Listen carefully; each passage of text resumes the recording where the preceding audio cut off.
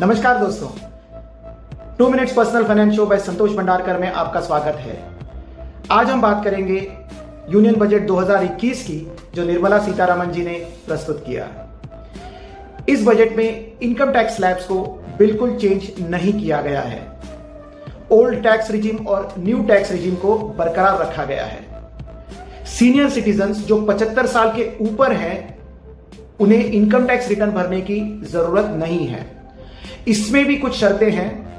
आपका income pension और bank interest से होना चाहिए और आपने अपने पूरे इनकम का ब्यौरा बैंक को देना चाहिए और उन्होंने टैक्स डिडक्ट करना चाहिए, जो प्रैक्टिकली मुझे पॉसिबल नहीं लगता।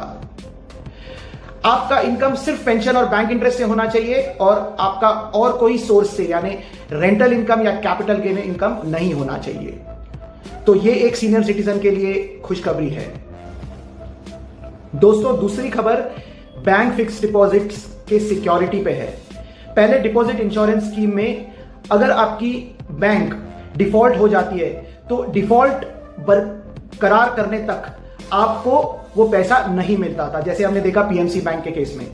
लेकिन अभी एक्ट में संशोधन लाके इन्होंने, अगर बैंक डिफॉल्ट हो जाती है या आरबीआई उसके ऊपर रिस्ट्रिक्शन लगाती है, तो इमीडिएटली आपको 5 लाख तक आपके पैसे का भुगतान होगा।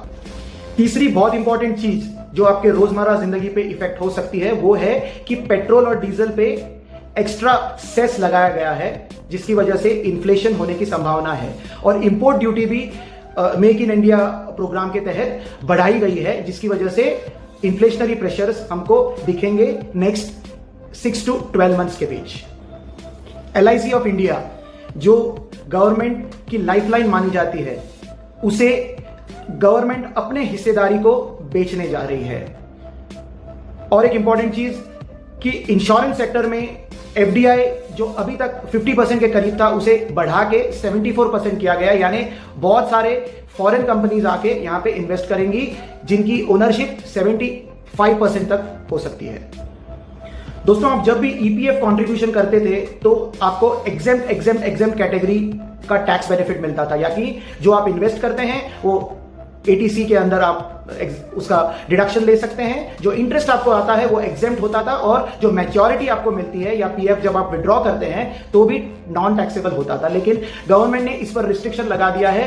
जो एम्प्लॉय 2.5 लाख से ज्यादा साल का अगर कंट्रीब्यूट करता है EPF कंट्रीब्यूशन, तो उसके ऊपर जो भी इंटरेस्ट आएगा उसके ऊपर टैक्स देना पड़ेगा। इंश्योरेंस यूलिप प्लान, जो टैक्स बचाने के लिए एक बहुत ही कारगर इन्वेस्टमेंट ऑप्शन था, उसमें एक नया प्रावधान किया गया है, जिसमें 2.5 लाख से ज्यादा अगर आप कोई भी यूलिप में इन्वेस्टमेंट करते हैं तो आपको सेक्शन 10(10)D, यानी मैच्योरिटी पे जो टैक्स आएगा उसके ऊपर एग्जेम्पशन नहीं मिलेगा, उसके ऊपर आपको टैक्स देना पड़ेगा, जो भी आपका कैपिटल गेन बनता है। और एक फाइनल पॉइंट, गवर्नमेंट ने इस बजट में सिंप्लीफिकेशन ऑफ टैक्स प्रोसेस किया है। टैक्स रेट्स भले ही कम किए ना हो, पर सिंप्लीफिकेशन ऑफ टैक्स बहुत किया है।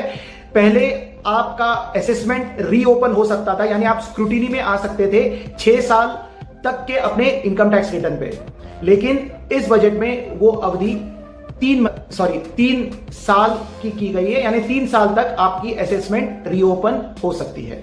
पर्सनल फाइनेंस की ऐसे अनेक जानकारियों के लिए हमारे साथ जुड़े रहिए। नमस्कार।